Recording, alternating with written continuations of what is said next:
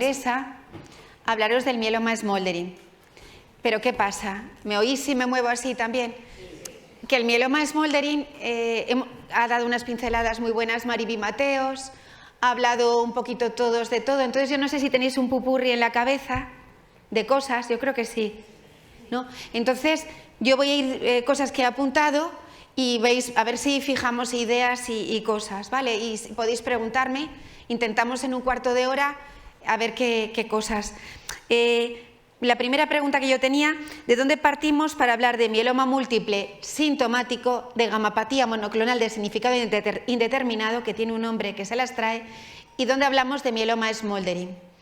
¿Son términos de ahora? ¿Vosotros qué pensáis? ¿Que el mieloma es una enfermedad que se ha descubierto ahora? ¿El mieloma múltiple sintomático? El mieloma múltiple sintomático ya existía, o en los primeros casos, o la persona que acuñó el nombre relacionado con o identificó esta enfermedad, que sería más preciso, fue, lo sabéis, ¿no?, Kahler, un médico en 1844, que vio que había pacientes que tenían múltiples lesiones óseas y de ahí donde posteriormente, años después, se acuñó el nombre de mieloma múltiple. Por tanto, el mieloma múltiple sintomático, que es por el que estáis aquí muchos de vosotros o por vuestros familiares, ¿cuántos de vosotros tenéis un mieloma asintomático de los que estáis en la sala? ¿Cuántos tenéis un mieloma que está con tratamiento activo? Eso. Un mieloma con tratamiento activo es lo mismo que mieloma múltiple sintomático, ¿vale? Pues fijaros, desde 1844. Ahora, recientemente, no sé si habéis visto que la mujer de un cantante famoso, ¿sí? Bueno, que a todos nos gusta Brooks, parece que bueno, a todos a mí me gusta, pues que su mujer parece que, bueno, pues que ha comentado, ha difundido que tiene un mieloma múltiple. Por tanto, es una enfermedad que no es una rareza, probablemente es una enfermedad que nos enfrentaremos más, sobre todo determinadas áreas de nuestra zona geográfica, fundamentalmente pues la zona noroeste, que es Asturias, zonas de Castilla y León, Ponferrada, León, y áreas de Galicia, Orense fundamentalmente, Lugo, por el índice de envejecimiento. Tenemos la suerte de envejecer y envejecer va unido a, pues a tener también procesos neoplásicos o tumorales, como puede ser el mieloma múltiple sintomático, ¿vale? Luego, la gamapatía monoclonal, que comentó y lo hizo muy bien nuestra compañera María Casanova, y dijo que el concepto de mieloma de gamapatía monoclonal, que es un nombre que suena como muy raro, pues que ya data de hace mucho. Nos comenta que ya se hablaba de este concepto pues a mediados del siglo XX, ¿no? Es decir, podemos decir que el mieloma múltiple sintomático, el que vosotros tenéis, ya se habla de él en el siglo XIX, y el concepto de gamapatía monoclonal, que no quiere decir que no existiese, sino que se identificó y se le puso nombre un poquito después, ¿no? Aproximadamente, como decía ella, pues en 1960, Waldenström, que es una persona que había estudiado mucho distintas enfermedades hematológicas, entre ellas la enfermedad de Waldenström, pues habló del concepto de gamapatía de significado indeterminado.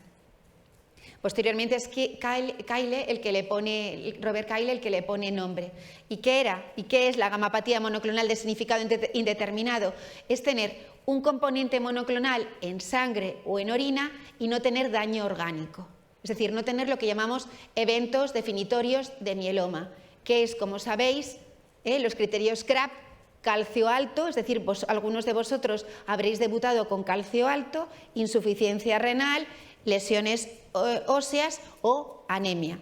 Esos son los eventos definitorios de mieloma, pero también sabéis que hoy existe una serie de parámetros analíticos que también se relacionan con enfermedad activa por mieloma, como sería tener un ratio de cadenas ligeras libres alterado, tener medido por una resonancia nuclear magnética más de una lesión que mida más de 5 milímetros y tener más de un 60% de células plasmáticas enfermas, clonales, dentro de la médula.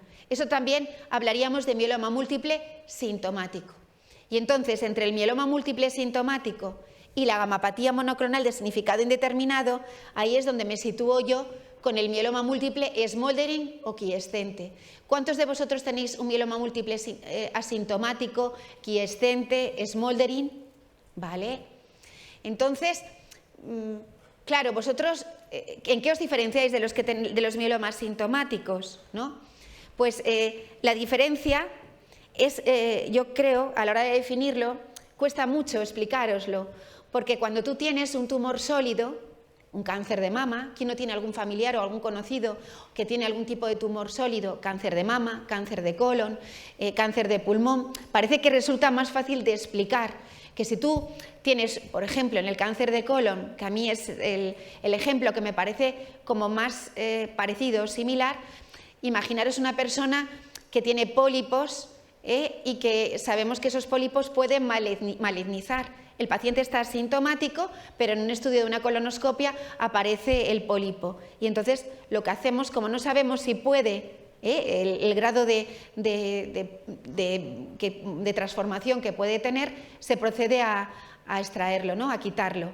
Pues entonces en el mieloma smoldering, claro, yo no te puedo quitar tu médula ósea.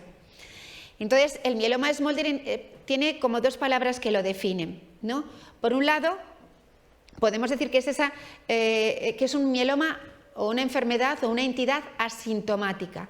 ¿Qué quiere decir esto? Que no tiene los síntomas CRAP que tienen el resto de compañeros que hemos comentado en esta sala. No tiene el calcio alto, las lesiones óseas, que repetimos, la insuficiencia renal, la anemia o el resto de alteraciones que hemos comentado analíticas.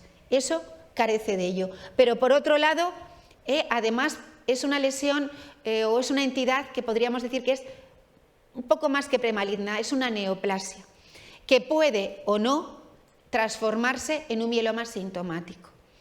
Pero igual que existen mielomas, y muchos de los que estáis aquí sintomáticos, que son muy heterogéneos, no tiene nada que ver un señor de 50 años que tiene el riñón tocado con un paciente que tiene una anemia o con un paciente de 60 años que tiene además una insuficiencia cardíaca. Cada mieloma tiene unas características, que llevas tuyas, tus comorbilidades, tus enfermedades, más la característica tumoral del propio mieloma. Es decir, los pacientes con mieloma sintomático es una población muy heterogénea. No existen dos mielomas iguales. Uno puede ser casi igual que el otro, pero tiene a lo mejor una alteración genética que el otro no tiene, por ejemplo. Pues en el mieloma smoldering pasa lo mismo. Es como si tuviéramos un puchero con distintos tipos de personas. Entonces hay personas que tienen un riesgo de progresión muy bajito, que a los 2 años se pueden transformar en un 5%, otros de riesgo intermedio que se pueden transformar a mieloma asintomático en un 17%, y otros que pueden transformarse, que son los que tenemos más que vigilar, que son los de ultrarriesgo, que pueden transformarse en 2 años aproximadamente en un 46% en mieloma múltiple sintomático. Y esos son los que hoy, dentro del grupo español, porque el grupo español siempre ha liderado mucho el tratamiento del mieloma múltiple smoldering, estaba aquí Mariby Mateos, San Miguel, hemos trabajado mucho en este tipo de pacientes, identificarlos, porque no es lo mismo tener un riesgo de progresión de un 5% que tener un riesgo de progresión de un 50%. Eso todo lo entendéis, ¿verdad? ¿Y cuáles son los criterios? Los comentaba María cuando puso aquí una diapositiva. Los criterios, cualquier sistema de estratificación te puede servir, cualquiera es bueno, si te ayuda a identificar esa población de pacientes que pueden transformarse en menos de 2 años. ¿Y cuál es el que solemos utilizar? El que utiliza el Grupo Internacional de Mieloma. Y se basa básicamente en tener un componente monoclonal de una determinada cuantía, te dicen más de 2 gramos, tener un ratio de cadenas ligeras alterado mayor de un 20%, es decir, una serie de parámetros, una infiltración en médula ósea superior al 20%, que nos pueden ayudar a identificar los pacientes de ultrarriesgo que tienen mayor riesgo de progresión a un mieloma múltiple sintomático. Pero hablándolo de manera sencilla y que lo podamos entender bien, yo creo que Mariby lo explicó muy bien. Es decir, tenemos que saber que son pacientes que tienen una serie de alteraciones que tenemos que seguir pues, más de cerca. Entonces habrá mielomas smoldering que seguiremos o veamos una vez al año, otros cada 6 meses y otros a lo mejor requiere que les veamos 2 meses. Entonces, como conclusión, el mieloma múltiple es una entidad que ya, como habéis visto, se conoce desde hace mucho. Se dice que los primeros casos descritos están a mediados del siglo XIX, pero ya se habla salieron momias en un estudio de una excavación en que estaban momificadas y tenían lesiones líticas. Es decir, ya se hablaba que esta enfermedad es una enfermedad muy antigua. Lo que pasa que cuando yo empecé mi residencia, hace 25 años, 27 años, para el mieloma, como decía nuestro compañero Juanjo Lahuerta, apenas había nada que ofertarle. Entonces era una enfermedad maldita, porque tenías pocas opciones y había poca gente que le gustara una enfermedad en la que podías jugar poco. Hoy los mielomas, como decís, tienen un largo recorrido porque podemos ofrecerles muchas alternativas terapéuticas. Aquí se ha hablado y todavía queda, todo el que le guste investigar, le guste estudiar, el mieloma es una enfermedad súper atractiva. Pero para que el paciente consiga ese largo recorrido, es decir, tú tienes ese mieloma, que sabéis que el mieloma, hoy os lo ha explicado Merche por la mañana, ¿verdad?, es una proliferación de células plasmáticas, es decir, un crecimiento de células plasmáticas que es un tipo de linfocito que produce anticuerpos, que está defectuoso y entonces no es capaz de producir esos anticuerpos de una manera eficaz para defendernos de infecciones, por ejemplo. Para hablar del mieloma sintomático, que es diferente, por ejemplo, al tuyo, del smoldering, no hace falta una cuantía de componente monoclonal. No hay que quedarse, tengo 20, tengo 30, tengo 50 gramos, no. Lo que te define un mieloma múltiple sintomático es el que tengas el daño orgánico. Entonces, los criterios definitorios son tener una infiltración en médula ósea superior a un 10% y o la presencia por biopsia de una masa o plasmocitoma óseo o extramedular unido a lo que os digo, eventos definitorios de mieloma, anemia, hipercalcemia, insuficiencia renal o lesiones óseas. Eso es lo que tenéis la inmensa mayoría de los que estáis aquí, mieloma múltiple sintomático. El smoldering es aquel que ese sí que tiene que tener una cuantía de componente monoclonal, porque lo que no tiene es daño orgánico. Entonces estamos en lo que sería la lesión o la enfermedad entre medias de una gamapatía monoclonal, que ¿por qué es importante? No sé cuántos de los que estáis aquí, decía María, tenéis una gamapatía monoclonal. ¿Alguien que tiene aquí tiene una gamapatía? Todos los que estáis tenéis enfermedades ya de cierto peso, o bien un mieloma smoldering o bien un mieloma sintomático. Cuando un paciente te viene a la consulta y con una gamapatía monoclonal resulta muy difícil de explicarle que tiene que estar muy tranquilo, tienes que mandar un mensaje tremendamente tranquilizador, porque el riesgo, como decían mis compañeros, de que esto evolucione a un mieloma múltiple sintomático es muy bajo, pero se debe monitorizar y seguir al paciente. La importancia de las gamapatías monoclonales, ¿por qué hablamos de ellas? ¿Por qué son importantes? Por la prevalencia. A medida que envejecemos, lo que sabemos es que somos más mayores y tenemos más riesgo de tener gamapatías monoclonales, porque va unido a la edad y parece que también al sexo masculino. Eso por ahí, pero no todas las gamapatías son iguales. Hay un estudio hecho por los islandeses, el estudio I-STOP mieloma, en el que determinaron o describieron, estudiando unas 75.000 gamapatías, la prevalencia, que del subtipo de gamapatía IgA era la que parecía que no progresaba con la edad, a diferencia del subtipo más frecuente, que es el IgG. Entonces tenemos por un lado las gamapatías monoclonales, que sabemos que son unas entidades que tenemos que controlar, pero el mensaje que tenemos que lanzar a la población es mensaje tranquilizador y que su importancia radica en la prevalencia, en que existen muchas. Y luego tenemos los mielomas múltiples sintomáticos, que son los que tenemos que tratar e identificar. Y entre medias, como el caso de esta compañera, o algunos de los que habéis levantado la mano, se encuentra el mieloma múltiple smoldering, quiescente, asintomático, latente, ha tenido distintos nombres. Y en estos pacientes, los que tenemos que identificar son aquellos que tienen un mayor riesgo de progresión y de evolución a un mieloma múltiple sintomático. Tratamiento. Se tratan estos mielomas de ultrarriesgo igual que los mielomas sintomáticos. En principio, hoy, lo que os decía, los mielomas smoldering se deben tratar siempre dentro de ensayos clínicos.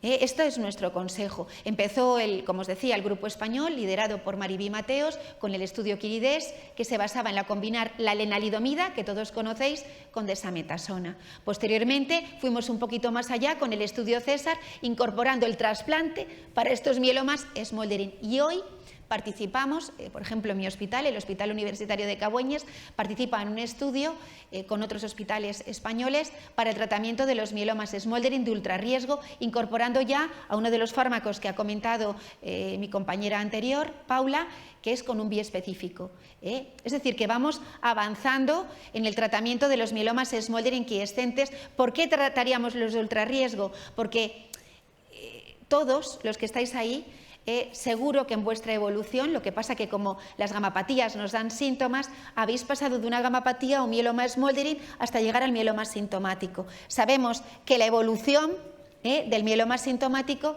es haber partido de una gamapatía, lo que pasa que no da síntomas. Entonces, qué bueno saber que tienes ese riesgo de progresión, voy a adelantarme a tratarte. ¿Os ha quedado claro esos conceptos? Gamapatía, mieloma múltiple y mieloma smoldering, que a veces se lían. Y saber, insisto, que aunque estéis al lado de un paciente con mieloma, el isotipo de componente monoclonal ya es distinto. No es lo mismo un IgG que un IgA, que un biclonal, que unas cadenas ligeras. Son distintos. Entonces, y luego las manifestaciones también son distintas. Entonces, aunque tengáis la misma entidad, tiene unas características que le hacen, por decirlo de alguna manera, única. Por eso es muy importante individualizar el tratamiento. Y por eso la charla de mi compañera anterior, de Merche, es muy interesante. ¿Por qué? Porque tienes que optimizar al máximo al paciente.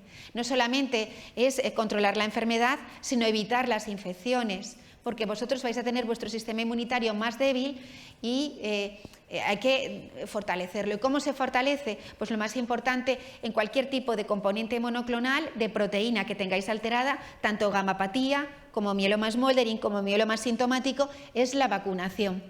¿Y de qué os tenéis que vacunar? Pues todos, si es posible, de la gripe que viene ahora, del herpes, del neumococo. Y ahora me preguntaba una paciente, me estaba escribiendo y me estaba diciendo que si tenía que vacunar a su madre del COVID, que ya se había vacunado 3 veces o 4. Y yo le contesté como si se vacuna 7 u 8 veces, es decir, sí tiene que vacunarse. ¿Por qué? Porque vuestras células plasmáticas son defectuosas, están enfermas. Entonces yo no te puedo garantizar que tu sistema inmune funcione. Entonces todo lo que sea reforzar tu sistema inmunológico está bien. Y en principio, no sé si tenéis alguna pregunta que hacerme para cerrar. Sí.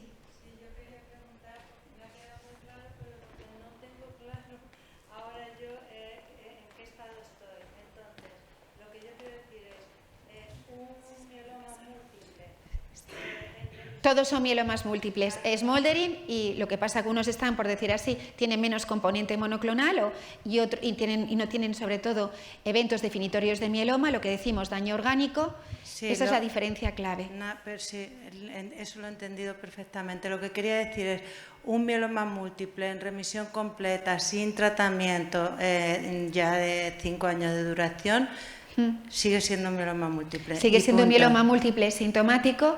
Sintomático, eso es lo que quería sintomático, saber. Pero que en este momento está en respuesta completa. Ajá. Y que es para ir a tomarse una botellina de sidra y celebrarlo.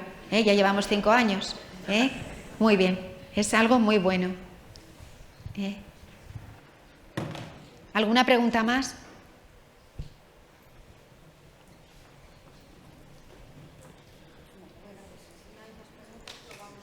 Espera, hay una chica. Sí, buenas tardes. Mi pregunta es que me he quedado un poco... ¿Quién? ¿Dónde estás? Ay, perdóname. Es aquí la primera vez que hemos oído hablar de que hay que vacunarse también, o es recomendable, del neumococo y, del herpes. Sí. Es que en nuestra ciudad nunca nos han comentado eso. Bueno, no sé, vamos, nuestra recomendación es que los pacientes deben vacunarse. Es la recomendación. ¿Y eso quién te lo tiene? Tienes que preguntárselo a tu hematólogo, y nosotros, pues a través del Servicio de Medicina Preventiva. Cada comunidad autónoma tiene sus características propias. Unos lo dejan en el médico de familia, pero bueno, la recomendación tiene que darla el hematólogo. ¿Y da igual la edad? Una persona de 75 años se puede vacunar por primera vez del herpes y de eso, ¿no? Sí, debe vacunarse, es una recomendación. ¿Del COVID y de la gripe? Claro, la gripe ahora porque es obligatorio. pues es obligatorio para los pacientes que tienen enfermedades cardiológicas, etcétera, y pues para un paciente que está con tratamiento activo, que tiene, ya os digo, una gamapatía monoclonal, es recomendación también vacunarlo, o un mieloma Smoldering o quiescente. Por eso, porque sus células plasmáticas, lo que os decimos, las que producen anticuerpos, están defectuosas. Yo no te puedo garantizar que la vacunación sea efectiva, pero debes vacunarte porque tienes más riesgo de infectarte y sobre todo también los cuidadores. En el caso de la gripe, pues debe vacunarse la persona que está, pues la esposa, si está cuidando todo el rato al marido. Yo creo que es algo esencial. La vacunación, yo soy pro vacunación, creo que es algo...